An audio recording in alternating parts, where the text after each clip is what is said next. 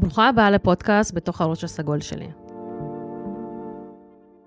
אני אירה שוסטר, מלווה אנשים במסע אל עצמם ופוגשת הורים ברגעים הכי אמיתיים של החיים. ובעיקר אני אישה שמאמינה בכוח של מילים, קשרים ודברים שאי אפשר לשים עליהם את האצבע, אבל מרגישים בלב. הפודקאסט הזה נולד מתוך מחשבות, שיחות עם עצמי, רגעים של בלבול, ותובנות שהגיעו דווקא כשהפסקתי לנסות להבין הכל. כאן נדבר על הדברים שלא תמיד מדוברים, על הורות, על זוגיות, על תשוקה, על פחדים, על הילדות שלנו ועל מי שאנחנו היום. אז למה אני עושה את זה? כי אם יש משהו שלמדתי, זה שכולנו קצת מסתובבים עם ראש סגול משלנו, אבל רק מחכים למישהו שיתיישב לידינו ויגיד, גם לי זה קרה.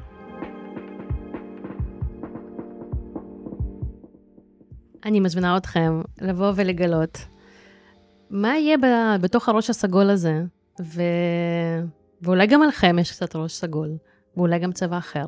מה הצבע שלכם?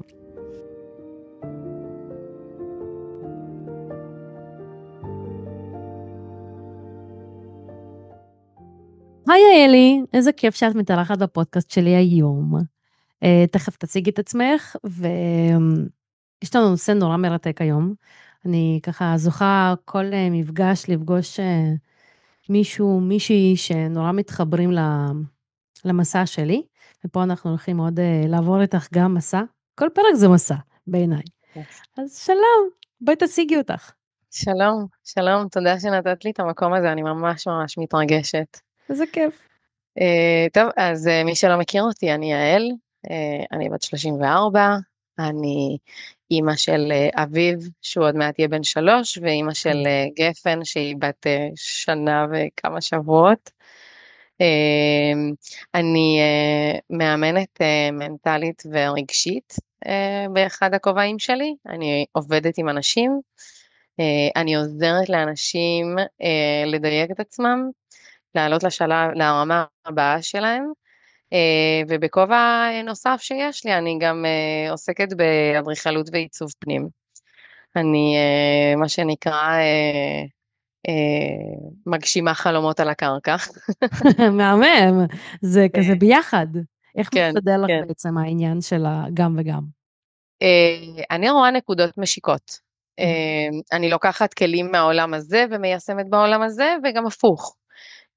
כשאני מתכננת עבור משפחה בית, אז אני בהכרח מכירה אותם לעומק, ובודקת מה הצרכים, מה הרצונות, מה החלומות שלהם, ואיך לדייק את זה לידי ביטוי במקום הכי אינטימי והכי פרטי שלהם, שזה הבית שלהם. ואותו דבר קורה גם בקליניקה. אנשים מביאים את עצמם, את הרצונות ואת הצרכים, ואני עוזרת להם לדייק את זה במקום הכי אינטימי שלהם, שזה החיים שלהם. כן, תמיד ידעת שאת רוצה להתעסק באדריכלות, וגם בנושא השני?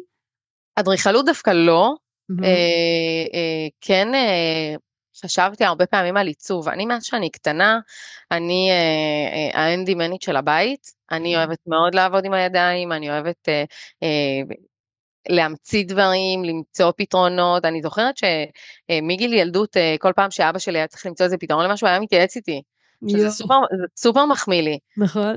שומעת, אני צריך לעשות איזשהו תיקון של ככה וככה, מה את חושבת? אז אני חושבת שהייתי עושה גם, וזה מהמם.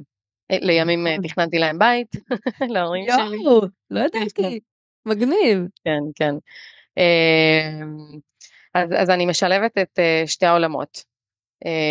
יש קשר בעיניי מאוד ישיר, אפילו קשר הדוק, בין המרחב החיצוני למרחב הפנימי. והמטרה שלי היא להביא להרמוניה בשני המקומות. אני ממש מתחברת למשפט הזה. אני באמת חושבת שגם יש מין הרגשה בבית, אפילו כשנכנסים, אם יש הרגשה שהיא ביתית ונעימה ושל נחת ושקט, או שהיא הבית מאוד כזה, את מכירה את זה שאת נכנסת לבית ואת מרגישה את האנרגיה של הבית? כאילו בלי כן. אפילו רגע להכיר בכלל מי גר פה? כן. אז כן. אז זה הכובע השני שמתחבר לך בעצם. כן, כי תראי, בסוף אנרגיה של בית, זה יישמע אולי קצת מנותק, אבל האנרגיה של הבית היא לא רק הצבעים והחומרים או הסדר של הבית, האנרגיה של הבית היא גם משהו תראי, בסוף הבית שלנו זה מקום שהוא המקום הכי אינטימי שלנו, נקרא לו המקלט שלנו, ולא רק שלנו, כי תמיד מגיעים, נכנסים ויוצאים אנשים שיותר מחוברים אלינו ופחות מחוברים אלינו, ולשמור על ההרמוניה, כשאתה צריך להחזיק מקום, אזור שהוא ציבורי ואזור שהוא פרטי, זה אתגר. זאת אומרת, צריך לחשוב מעבר ליופי. כן. צריך לחשוב גם הרבה על הפונקציונליות של המקום, והרבה פעמים הפונקציונליות של המקום מביא את האנרגיות. אם דוגמה, מגיע אליי מישהו שרוצה לתכנן בית, אני בהכרח אבדוק למשל את ההרגלים החברתיים של אותה משפחה. למשל, אני חושבת שדיברנו על זה, או שציינתי את זה מתישהו איפשהו, לגבי שירותי אורחים. זה לא אותו דבר אם אני ממקמת שירותי אורחים באזור הפרטי של הבית, כמו שאני אמקם את השירותי אורחים שהם יותר קרובים לאזור הציבורי של הבית. מעניין.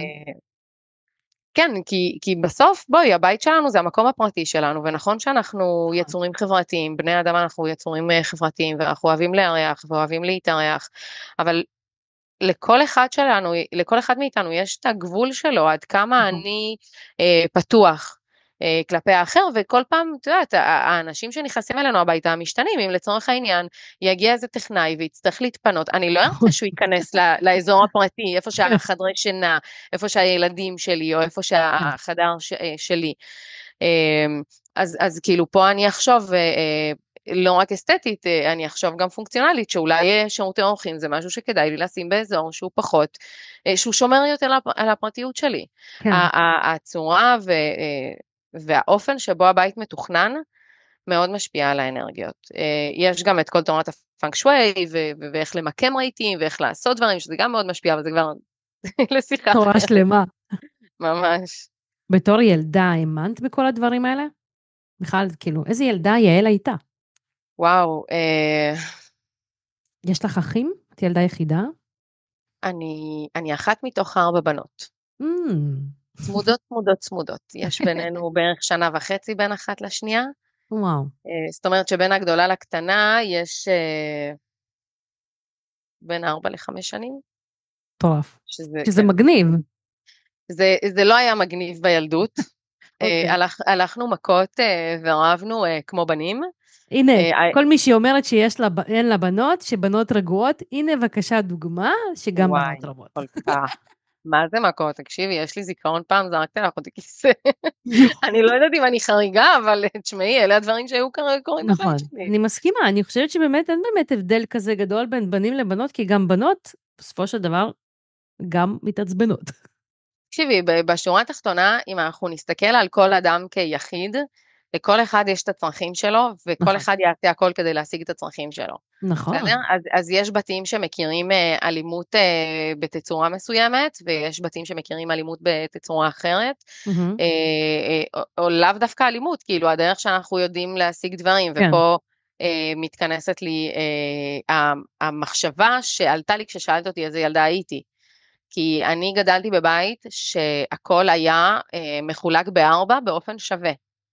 באופן שווה, אם יש משהו מתחלק ב4, אין אחת שמקבלת יותר, אין אחת שמקבלת פחות, ויש לי זיכרון של אבא שלי בתור ילדה, שהוא אומר לי, יעל, את צריכה להתחיל ללמוד להגיד לא, לא כל מה שאחותך הגדולה מבקשת, אני השנייה מתוך 4, לא כל מה שאחותך הגדולה מבקשת, את צריכה בהכרח להגיד כן, כי אם לדוגמה שתינו קיבלנו שוקולד, והיא אכלה את שלה ובא לה גם את שלי, אז גם אם אני עומדת להכניס אותו לפה והיא תבקש ממני, הייתי פשוט מוציאה אותו מהפה ונותנת לה אותו. וואו. כן, הייתי מאוד מאוד טוטלית. לימים אני מבינה שמה שקיבלתי בילדות, זה לא מה שהייתי צריכה. כי אני לא צריכה בדיוק את מה שאחותי צריכה, אני צריכה את מה שאני צריכה. מהמם, ולפעמים אני צריכה יותר מאחותי, ולפעמים אני צריכה פחות מאחותי, ולפעמים אני צריכה משהו אחר בכלל. מהמם, ההורים שלי תמיד ניסו להיות מאוד מאוד קורקטיים ומאוד מאוד שוויוניים. מהמם. אז הילדות שלי הייתה לא פשוטה, לא פשוטה. תמיד שזה מבין מעניין, כי זה ארבעתנו. נשמע כאילו אם מחלקים את זה בארבע, אז מה רע? אז כאילו כולם קיבלו אותו דבר, כולם זכו באותו דבר, בגרשיים זכו, ו... וכולם בסופו של דבר צריכים להיות מרוצים, כי כולם מקבלים את הכל, אז למה לא, זה לא עבד? כשאני מסתכלת, תמיד הייתה חלוקה מאוד ברורה בין מהמם, ארבעתנו, שזה היה שלושתם ואני. אז הן מאוד כן. ריאליות, דרך אגב הן הייטקיסטיות, כולן עובדות מהמם, במשרדים הכי גדולים שקיימים, ו, ואני הייתי תמיד יותר הומנית, כאילו, חינכו אותי לזה שכאילו בית הספר וחינוך זה לפני הכל, מהמם. אוקיי? ואז הגעתי יום אחד לארץ וגיליתי שכאילו אם יורד גשם פה לא הולכים לבית ספר, ואמרתי וואו, מה זה, לאן כיף הגעתי? פה. מה זה, אנחנו הולכים לבית ספר אם יורד גשם, אם יורד שלג, וגם אם יש סופת טורנדו בחוץ. גם אני. אז, אז אבא שלי תמיד, אחת מאיתנו הייתה חוזרת עם ציון נגיד 95, ואבא שלי לא היה אומר כל הכבוד, אבא שלי היה שואל איפה החמש שחסרים? עכשיו, זה כשלעצמו עבד מצוין לאחיות שלי, באמת, הן מבריקות לקנה, אבל זה לא עבד איתי. זה Hmm, לא עבד איתי, כי אני הייתי צריכה דחיפה באופן אחר.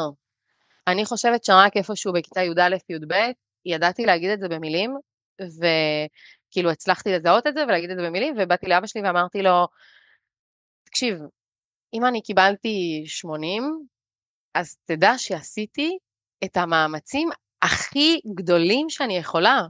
אני צריכה שתחבק אותי ותגיד לי כל הכבוד על ה-80 הזה, ולא שתשאל אותי איפה ה-20 הנותרים.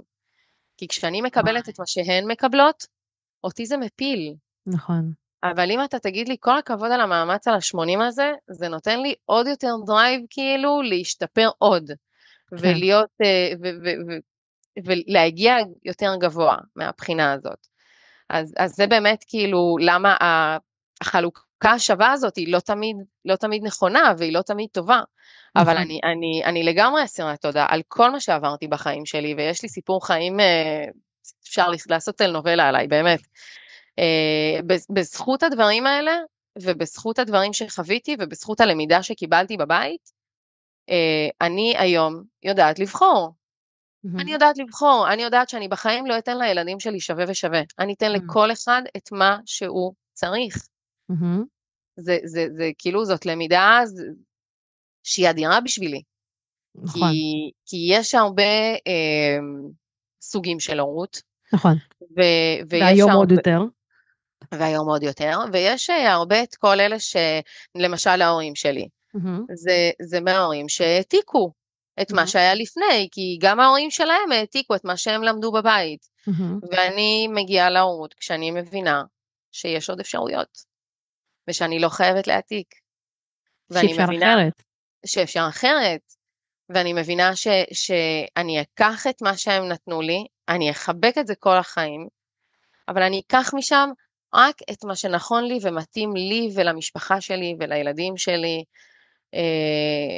ואני אבחר. עכשיו, יש איזשהו דיסוננס בין איך גדלתי לאיזושהי מנטרה שמסתובבת לי בראש מאז ומתמיד, ובזיכרון שלי, אמא שלי אמרה אותה פעם ואני חזרתי עליה כל הזמן, והיא תמיד אומרת, אני אכיר לך את כל העולמות, מהמם. ואת תבחרי מה את רוצה להיות.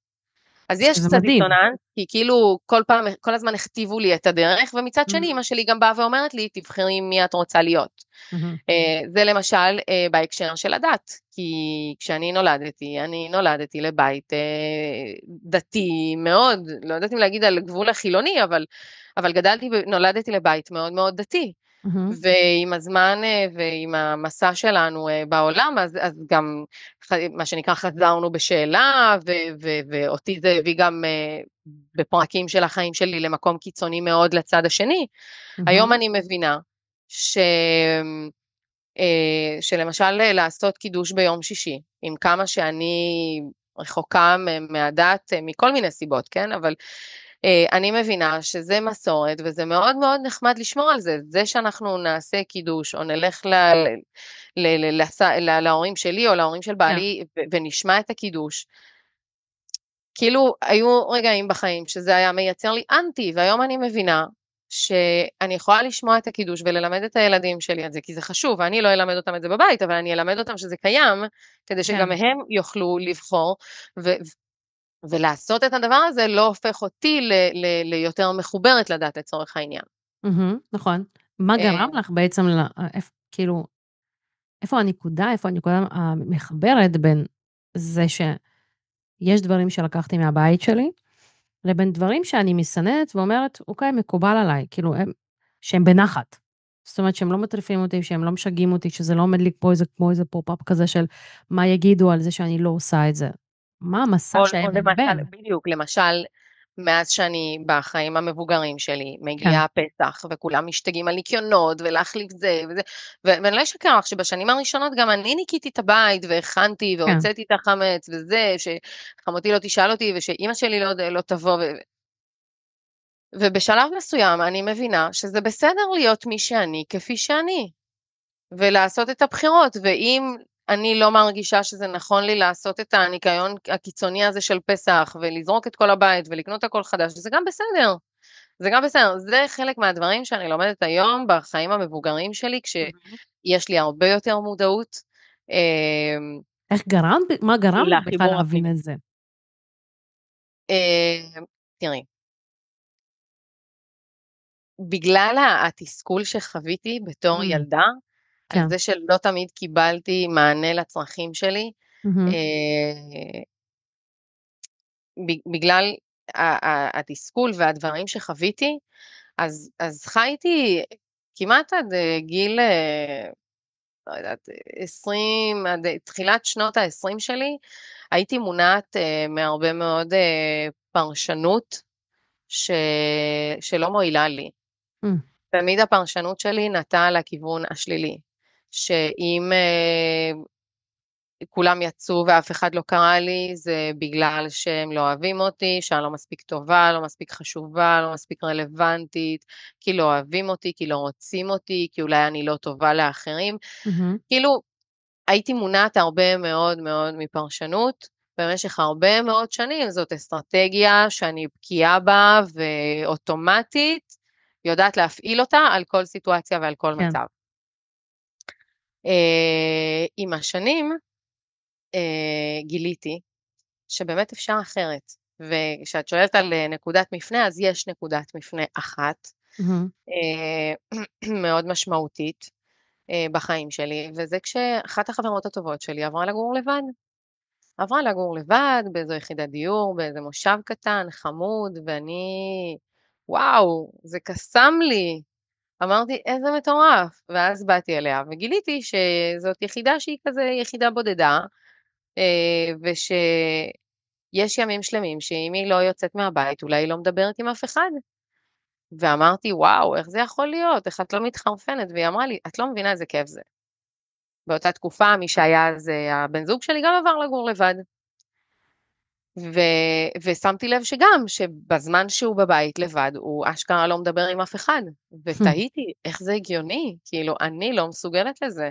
אני הייתי גם סטודנטית בפול טיים ג'וב, גם בכל רגע פנוי עבדתי או התאמנתי, כאילו היה לי לוז כזה שאני יוצאת מהבית מאוד מאוד מוקדם, 6:30-7, חוזרת הביתה ב10 בלילה כמעט כל יום, אני בתעסוקה מתמשכת, וכל פעם יש לי עוד משהו ועוד משהו, ובאמת לא יצא לי כל כך להיות לבד. אז היה יום אחד שהתבטא לי משהו, ואז ביטלתי את המשהו הבא, ממש באותה תקופה, ואמרתי, טוב, אני אלך הביתה, כי אני רוצה לנסות להיות לבד, אני רוצה לנסות להיות בשקט, כאילו אני רואה אני מסתכלת בסביבה שלי, אני רואה אנשים חיים בשלום, ואני אומרת, יאללה, בא לי על זה גם, אני גם אתחיל לעשות את זה. ואז הגעתי הביתה, אמרתי, טוב, סבבה, אז עכשיו אני בבית, אוקיי, מה עושים? אמרתי, טוב, אני אראה סדרה, כי אז זה יעביר לי את הזמן עד השעה שאני אלך לישון. אני זוכרת שממש כל כמה דקות הסתכלתי על השעון ואמרתי, לא, לא יכול להיות שהזמן לא עובר, באמת. ואז אמרתי, טוב, אז אני אעשה משהו אחר שאני אוהבת, שגם יעביר לי את הזמן, והוצאתי את כל ערכת התכשיטנות שלי, חרוזים וכל מיני דברים שעבדתי איתם באותה תקופה, והתחלתי להכין דברים, ואני שוב פעם קולטת שאני מסתכלת על השעון כל כמה דקות, והזמן לא עובר לי, ואני כבר מתחילה להרגיש לא טוב עם זה. אני מתחילה להיכנס לאיזשהו התקף חרדה, מה אני עושה, אני צריכה לצאת מפה, אני חייבת לדבר עם מישהו, אני חייבת לראות אנשים, ואז באמת התקשרתי לאיזה חבר ואמרתי לו, מה קורה, מה העניינים, מה אתה עושה, בא לך לצאת, יאללה בוא נלך לאכול, בא לך לשתות משהו, מה בא לך, יאללה בוא תאסוף אותי ונצא. במקביל התקשרתי לאותה חברה וביקשתי ממנה שתצא מהעבודה כדי לפגוש אותי, ובאמת שמישהו שניהם, יחלץ אותך. ממש, ממש, ואז באמת שניהם התכנסו בשבילי ויצאנו, וזאת הייתה פשוט סתם יציאה רגילה. כן. לא ידעתי להגיד במילים את מה שעובר עליי, אז פשוט כאילו אמרתי משהו שיסיח לי את הדעת, וכשהגעתי הביתה הרגשתי לא טוב. לא טוב. שאלתי את עצמי, יעל, מה קורה לך? יעל, מה קרה עכשיו?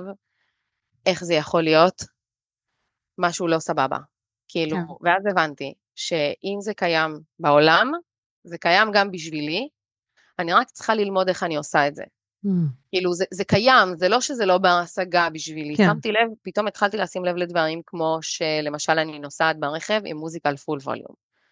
אז הבנתי שאני פשוט כאילו לא מסוגלת אפילו לשמוע את המחשבות של עצמי. לא הייתי מספיק בנוכחות בחיים שלי. זאת הנקודת מפנה שמכאן אמרתי, אני יוצאת לחקור את זה. וחקרתי את זה בכל מיני מובנים, גם אם זה היה בטיפול אישי אחד על אחד, עם הפסיכולוגית שלי, וגם עוד בתחילת לימודי אדריכלות שלי, החלטתי שכשאני מסיימת ללמוד, אני הולכת ללמוד משהו מעולם הטיפול האלטרנטיבי לעצמי. כאילו רציתי לקבל כלים, והיה מרגיש לי ממש אחלה. אז באמת זה מה שעשיתי, כחלק מהחקירה שלי. לא חשבתי שאני אתעסק בזה לעולם, כי באמת המטרה שלי הייתה התפתחות אישית, זהו, רציתי לחיות את החיים שאני רוצה לחיות, ולא את החיים שנכפו עליי, או שנכתבו עליי במרכאות לחיות. שזה קצת כאילו לא בא לי להיות כמו החיות שלי. אני מרגישה שהייתה להם בחירה, ובאמת, ובאיזשהו אופן מיסטי כזה, הבחירה הייתה בדיוק לדברים שהן אוהבות. כי אני רואה אותם היום בתחומים שלהם, הם כולם בהייטק, אבל כל אחת מתעסקת בדברים אחרים, ואני רואה אותם, איך הן פורחות, איך הן נהנות, איך הן אוהבות כאילו להתפתח עוד בתוך הדבר הזה, אז זה נותן לי סימן שהן באמת במקום טוב. שהבחירה שלהן כנראה הייתה נכונה. נכון. גם אותי ניסו לדחוף למקום הזה,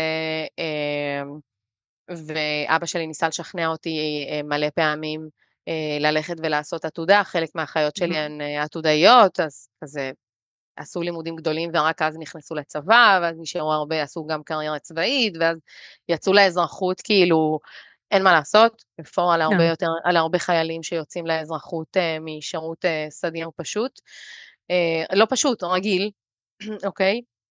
אז כאילו, גם אותי ניסו לדחוף למקום הזה, ואבא שלי ניסה לשכנע אותי ללכת ללמוד חשמל, ומשהו התכווץ לי בבטן, ואמרתי, תשמע, אני אעשה את הכי טוב שאני יכולה בדרך שלי. כנראה שזה לא יהיה בלימודי חשמל, וטוב שלא עשיתי את זה. כשלימים חיפשתי מה ללמוד, אמרתי, אוקיי, במה אני טוב? במה אני טובה, סליחה. אני טובה בלייצר דברים, עיצוב פנים, הום סטיילינג, ואז באמת מצאתי את השילוב בין אדריכלות לעיצוב פנים, וזה הגניב אותי ממש.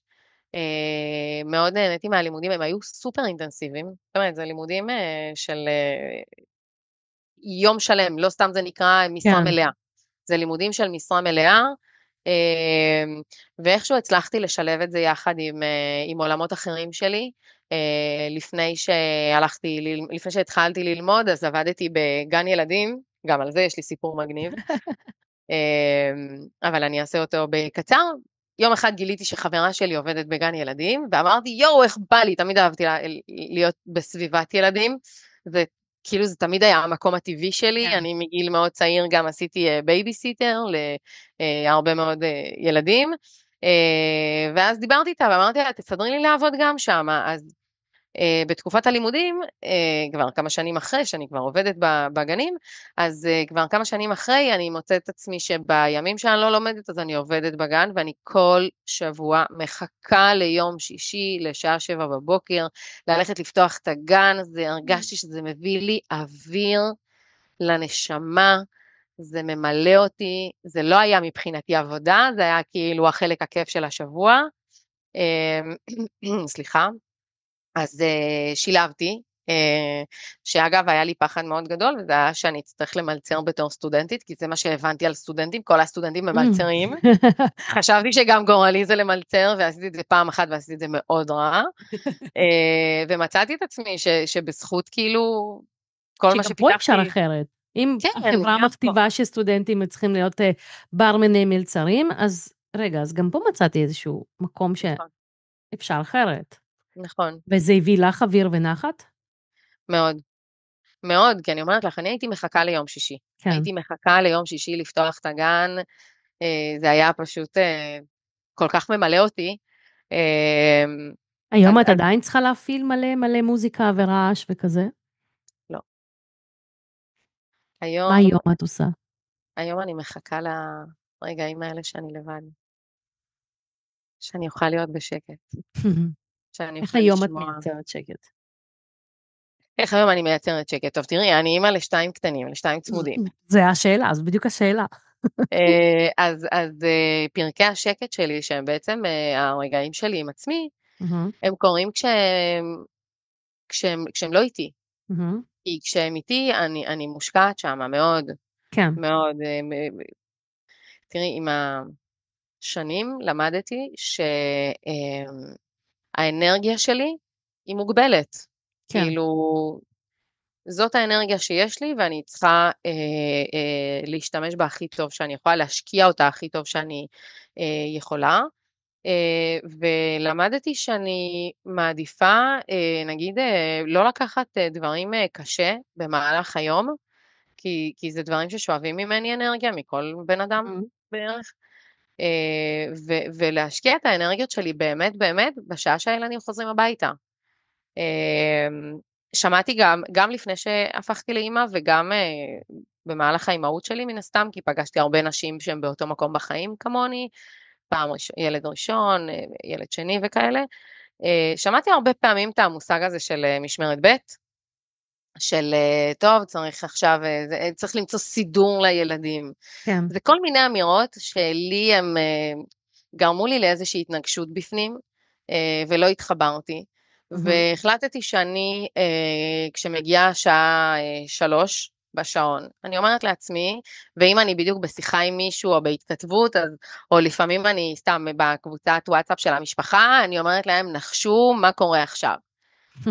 ואף אחד לא יודע מה אני הולכת להגיד, ואז בסוף אני תמיד אומרת, השלב הכי כיף של היום מתחיל עכשיו, בשעה 3, כשאני סוגרת מחשב, כשאני מסיימת פגישות, וכשאני יוצאת לאסוף את הילדים שלי. מהמם.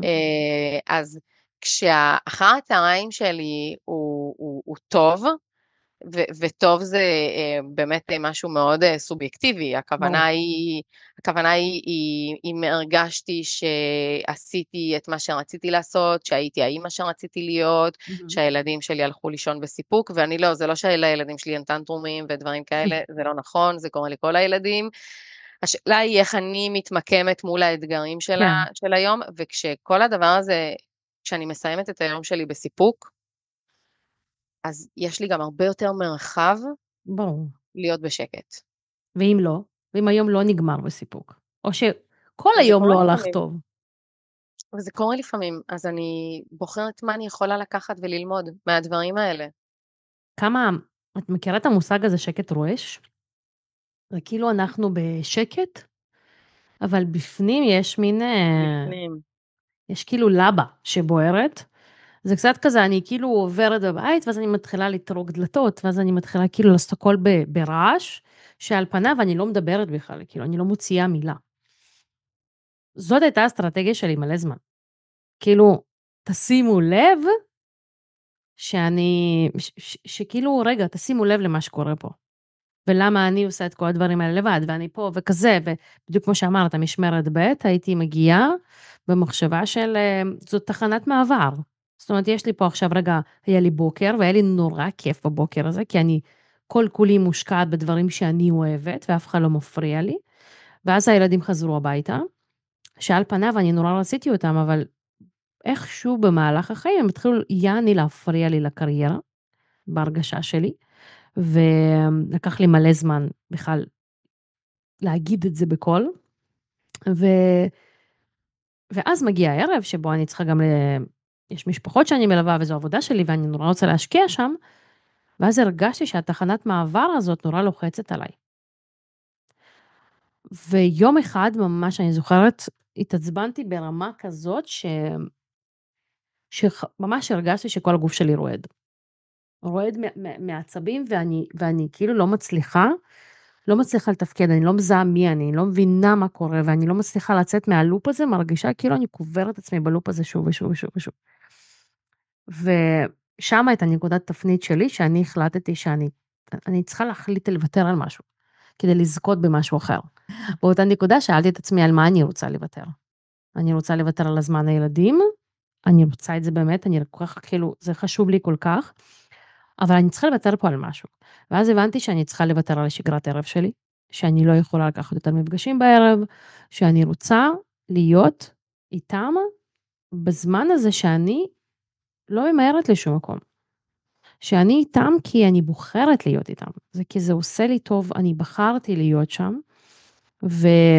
וכשזה מגיע מבחירה אמיתית מפה מהלב, אז זה גם לא מייצר לי את הרעש מסביב. זה גם לא מייצר לי את הרעש הפנימי הזה.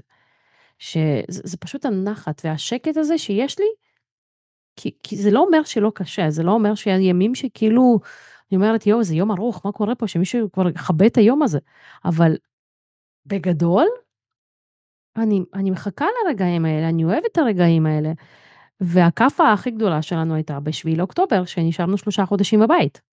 3 חודשים סגורים בבית, שאין כלום, אין מסגרות, את לא יכולה אפילו לרדת לפארק למטה, כי יש איזה פחד קיומי כזה שמשהו קורה, ו...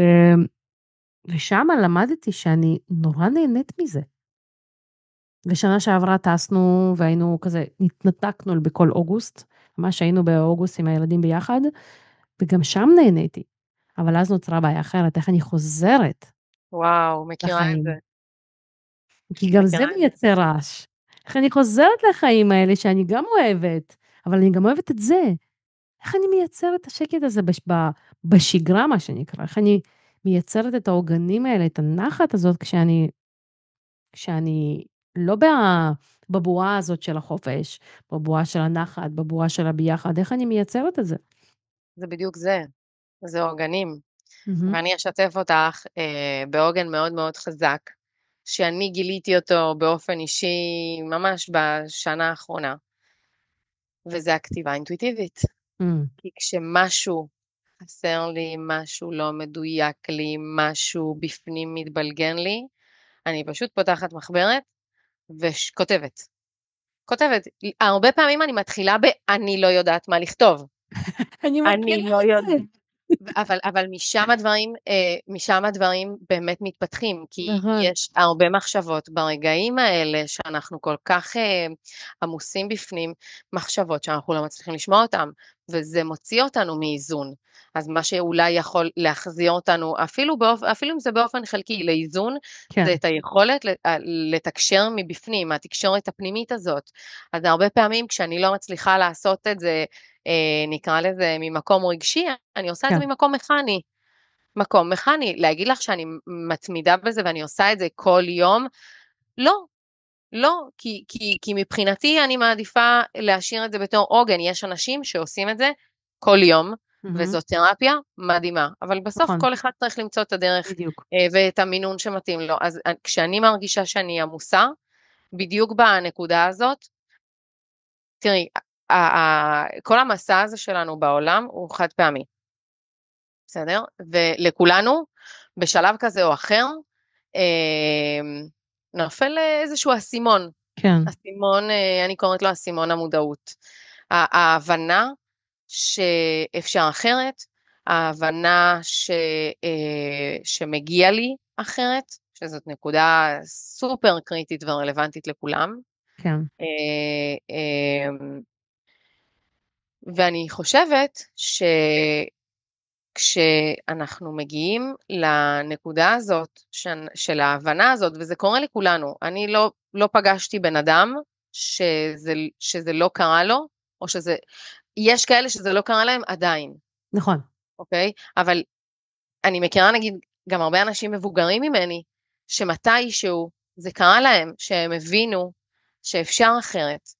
אז בתוך המסע הזה, בעיניי המטרה היא לחיות הכי טוב שאני יכול, מתוך ההבנה שאני בכל רגע נתון גם עושה את הכי טוב שאני יכול בהתאם למה שזמין לי. אז מהמם. את אומרת, יש לי רגעים של חוסר שקט פנימי. מה אני עושה כשאני מסיימת את היום לא בסיפוק? אז אני מזכירה לעצמי שגם היום עשיתי את הכי טוב שאני יכולה בהתאם למה שהיה לי זמין. למשל, יכול נכון, להיות שסבלנות לא היה לי מספיק נכון, זמינה היום, ואולי גם רוגע לא היה לי מספיק זמין היום, ואולי יכול להיות שכל זה קרה כי לא היה לי מספיק זמן, אז גם זמן הוא משאב שאולי לא היה לי מספיק זמין, נכון, אבל בהתאם למה שכן היה לי זמין, עשיתי את הכי טוב, כי אנחנו כבני אדם תמיד שואפים להכי טוב שיש, אנחנו באופן לא מודע, אוקיי? אנחנו תמיד שואפים לעשות את הכי טוב, כי אנחנו לא מסוגלים לשאוף לבינוניות. נכון. קרה פעם שאמרת, טוב, בא אז לי היום להיות אני הולכת בינונית. לעשות אימון, היום אני הולכת לעשות אימון, אני הולכת לעשות אימון בינוני. לא, אתה עשית הכי טוב שאת כן, יכולה, גם אם זה לא האימון הכי טוב שלך, כן, או כשאת, לא יודעת, מציירת משהו, או לצורך העניין כותבת משהו, את לא אומרת אני הולכת לעשות את זה בינוני. כן, את אומרת אני הולכת לעשות את הכי טוב שאני יכולה, נכון, ולפעמים הכי טוב הוא לא הכי טוב ביחס לפעמים אחרות שעשית, נכון, אבל הוא עדיין זה הכי טוב שיכלת. באותו רגע, אז כשיש ימים, ויש לי ימים, אני בן אדם בסוף. זה נכון, שיש לי ידע, כלים ומודעות, זה לא אומר שהחיים שלי מושלמים, ממש לא. לגמרי. אני גם לא מאמינה שיום אחד החיים שלי יהיו מושלמים, כי אני מאמינה שהמסע הזה זה עבודת חיים, וזה לתמיד. אני חושבת אין רגע שמפסיקים. בדיוק, אני אה, חושבת שגם המושלם הזה, זה בדיוק להיות במקום הכי בטוח שלי, אבל לא בהכרח אומר הכי מאושר שלי. זאת אומרת, אני נמצאת באיזושהי נקודה, שאני אומרת, אוקיי, בטוח לי פה, אני אפילו לא אנסה לזוז סנטימטר קדימה או אחורה, או ימינה או שמאלה, כי אז, מה יקרה אם אני אאבד את זה? זה כבר לא יהיה מושלם, אני אפרק את הפאזל הזה. ואז אני אומרת, דווקא כשאני מתחילה שנייה, רגע לפרק אפילו צעד קטן, בצד שם בפינה, אני פתאום מגלה שאולי יש עולם חדש שנפתח שם, יש פה עוד רובד. אולי דווקא זה כבר לא מסקרן אותי מה שהיה פה. זה ברמה הכי, לא יודעת, בסיסית ברמה של, אני לא שותה קפה, ואני לא אוהבת קפה, נגיד זאת הייתה האמונה שלי עד שילדתי את אמה, אני לא שתיתי קפה, בכלל, לא היה לי שום עניין בזה. ואז פתאום שאמה נולדה, אמרתי, אני כל כך עייפה, למה כולם שותים קפה ואני לא מצליחה? למה כולם שותים ונהנים ואני כאילו לא מתחברת לעניין? ניסיתי מלא סוגי קפה, עד שהגעתי למסקנה שאני פשוט אוהבת אותו קר. גם בחורף, גם בקיץ, לא מעניין אותי, אני פשוט אוהבת קפה קר, וזה כיף לי, וזה נעים לי, ואני אוהבת אותו בכלים שהם זכוכית, כי אחרת זה לא טעים לי. אבל עד אז זה לקח לי 4 שנים שמצאתי את הקפה שאני אוהבת, כמעט 4 שנים. זה קצת דפוק, אבל זה השריר כאילו קטן. השריר הזה שאת מדברת עליו, זה אחד השרירים שהכי חשוב לאמן אותם, וזה שריר הסקרנות. לגמרי. תמיד להסתכל על הדברים בסקרנות. זה נשמע מאוד פואטי כשאני אומרת את זה עכשיו, כן? כי אם היית פוגשת אותי לפני 15 שנה, אז יכול להיות שהייתי אומרת לך, סבבה, תודה, סי. ביי, שיהיה לך בהצלחה. אמ, אבל, אבל עם הזמן הבנתי שכשאני מסתכלת על הדברים בסקרנות, והתחלתי לאמן את השריר הזה, זה אומר לעשות את זה פעם ועוד פעם ועוד פעם. לפעמים זה היה באופן מכני, עד שהמוח שלי הצליח להטמיע את זה בכל המערכות העצביות של הגוף. הרבה פעמים זה היה מכני, אבל בסוף זה קרה, ואני מצליחה להסתכל על הכל בעיניים של סקרנות. זאת אומרת, גם במקומות שאני מרגישה שלא הלך לי, אני מסתכלת בעיניים של סקרנות, ואני בודקת מה אני מרוויחה מהסיטואציה. אני בן אדם שמכל סיטואציה מרוויח. בסדר? ואני אתן לך עכשיו דוגמה. סליחה, קרה לי ממש בימים האחרונים, הייתה לי איזו שיחה עם חברה שלא הייתה נעימה, אוקיי? היא הגיעה בגישה קצת תוקפנית, כנראה שעבר עליה משהו, הגיעה בגישה קצת תוקפנית והתחילה להגיד לי כל מיני דברים, ואני הייתי קצת בהלם. סוף השיחה הסתיימה בזה שאמרתי לה, תקשיבי, אני ממש מקווה שתכף יגיע פאנץ' ונקרא מצחוק, וכאילו, פשוט השיחה מרגישה לי קצת לא כל כך רצינית, אבל את יודעת מה? הכל טוב. אני כאילו משחררת את זה. והייתי קצת ניסרת. הייתי קצת ניסרת בגלל השיחה הזאת, כי כאילו, למה הדבר הזה פוגש אותי עכשיו? הייתי כל כך בסבבה עד עכשיו. ואז כאילו ישבתי עם עצמי ואמרתי, אוקיי, יש לי כרגע כל מיני כיוונים לאן לקחת את הדבר הזה. אני קודם כל פגועה ועצבנית קצת, ואני כועסת, ואני בעיקר מאוד מאוד מאוכזבת ממה שקרה, שזה כאילו הגיע לי out of nowhere. אבל שנייה, מה אני עושה עם זה? יש לי פה מתנה, בואי נחשוב רגע מה אפשר לעשות. נכון, לא כל אחד יכול להסתכל על דבר כזה כמתנה, יש כאלה שיגידו חרא על החיים שלי, סליחה על הביטוי, ויש כאלה שיגידו וואלה, אני מוחקת את החברה הזאת, אבל את יודעת מה? לקחתי משם שני דברים. הדבר הראשון זה להסתכל על זה בעיניים של סקרנות, ולראות מה אני מרוויחה מזה. מה אני מרוויחה? והבנתי שאני מרוויחה מכאן למידה מאוד מאוד משמעותית. הנושא שסביבו הייתה השיחה, זה משהו שכנראה לא ביררתי ולא העמקתי אותו לפני. אז אני יודעת שבפעם הבאה שאני נקלעת לסיטואציה, או פוגשת סיטואציה דומה, אני קודם כל אברר את הדברים עד הסוף, אני לא אשאיר דברים שהם ככה. זה דבר אחד שכבר יצאתי מורווחת, כי לקחתי למידה סופר חשובה. זה לא קרה לי עד היום, כנראה בפוקס, בסדר? וכנראה כי האינטראקציות עם אנשים אחרים היא בהכרח שונה. הדבר השני שלקחתי מהדבר הזה, זה שאמרתי, אוקיי, אני כרגע, כשאני כועסת ומרגישה את כל מה שאני מרגישה, בא לי להגיד, בונה, איזה אגואיסטית היא ואיזה תפוקה היא. באמת, זה מה שיוצא לי באופן טבעי. ואז שאלתי את עצמי, אוקיי, איזה עוד אפשרויות יש? יכול להיות שהחברה הזאת עכשיו בהיריון, אוקיי? אני מקווה שהיא לא תשמע את הפודקאסט, ואם תשמע אותה, תשמע אותה בעוד כמה חודשים. יש מצב שהחברה הזאת בהיריון, בגלל זה היא ביקשה את מה שהיא ביקשה, וכנראה שבגלל זה גם באופן שהיא ביקשה, שזה היה תוקפני מאוד ולא חברי, ואני מעדיפה לחשוב שאולי היא בהיריון, ושהסיבה שהיא עשתה את מה שהיא עשתה, זה לא מתוך אגואיזם, או מתוך מקום שלא אכפת לה ממני, או כל הפרשנויות הרגילות, אלא מתוך מקום של עושה משהו למען עצמה. היא יצאה לעקום, אבל הכוונה הייתה לעשות את זה בשביל עצמה. אז זה לאמן את שריר הסקרנות. זה לחשוב תמיד איזה עוד אפשרויות יש, ואיך אני יכולה להסתכל, לפרש את הסיטואציה בלי שיפוטיות. כן. זה דברים שזה שרירים שצריך לאמן אותם. מאוד, כי זה שריר שהוא נורא חלש אצלנו. באופן טבעי, כן. כן. כי אני תמיד חושבת ישר על, רגע, אני כאילו בא ממקום נורא מתגונן. ואני התחלתי גם מאותו מקום להסתקרן. אם הבן אדם הזה מעצבן אותי, למה? למה הנקודה הזאת אצלי קופצת? מה זה בא להגיד לי על עצמי? מה זה פה? מה זה מפעיל אצלי פה? למה דווקא המשפט הזה עצבן אותי? למה דווקא היא זאת שהצבנה אותי במשפט הזה? אם אני עכשיו שואלת אותך, מה היית רוצה להגיד לילדה, ליעל הקטנה, קטנה, קטנה, ומה היית רוצה להגיד ליעל שתהיה בעתיד? מה היית אומרת להם? אז ליעל הקטנה אני רוצה שתדע שהיא לא לבד, שקודם כל יש לה את עצמה. המערכת יחסים בינה לבין עצמה זאת המערכת יחסים הכי אינטימית שתהיה לה כל החיים. זאת המערכת יחסים הכי חשובה שיהיה לה כל החיים. וזה חשוב לחבק את עצמה ולטפח את המערכת יחסים הזאת ולאהוב את המערכת יחסים הזאת. אם אני באמת באמת חוזרת עכשיו 30 שנה אחורה ואומרת לה את זה, רוב הסיכויים שהיא לא תבין על מה אני מדברת. אבל זה יהיה מאוד נחמד שהיא תדע את זה. לפחות שהיא תדע את זה עם התובנות שלי היום, 30 כן. שנה.